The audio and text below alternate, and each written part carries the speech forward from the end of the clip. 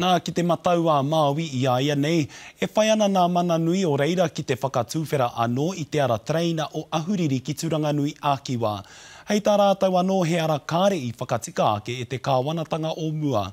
Kua tukuna e te kaunihera ārohe o te mataua Māui, te kaunihera o te Wairua me te Wāpu o Ahuriri I te 5 miriona tāra, kia tuwhera anō te ara treina e itia I te nama o ngā tarakanui I runga I ngā rori, me te manako ia ka pikia ke te ohanga o reira. Ana I te pūrongo a te Okiwa McLean. Whakatuwhera tia te ara treina I Ahuriri ki Turanganui Ākiwā. Koira te ki taurangi a te kaunihera ārohe o te mataua Māui.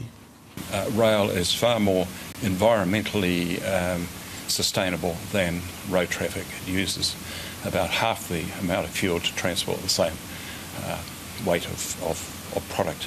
E rima tau ki murika au ka tia te ara treina I Ahuriri ki Tūrana I te horomanga o te piriti I o Pautama.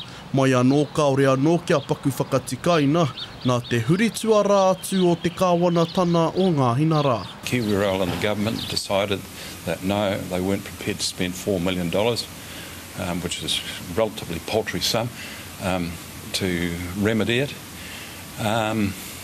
So here we are now. Quite honestly, it's not going to handle the congestion of extra heavy log traffic by road.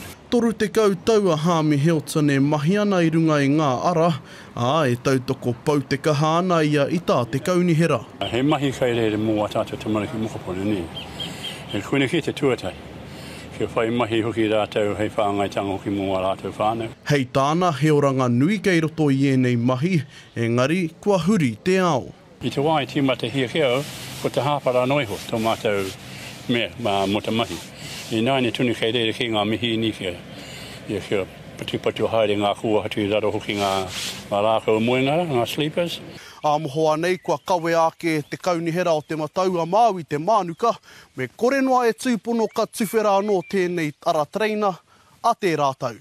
Get it all nailed down and have log trains running on that line no later than October next year. Ka haere tonu ngā whakawhitinga kōrero kia ea ai te wawata nui, engari me waihoi te toi poto, kaua I te toi roa. Te Okiwa McLean, te karere.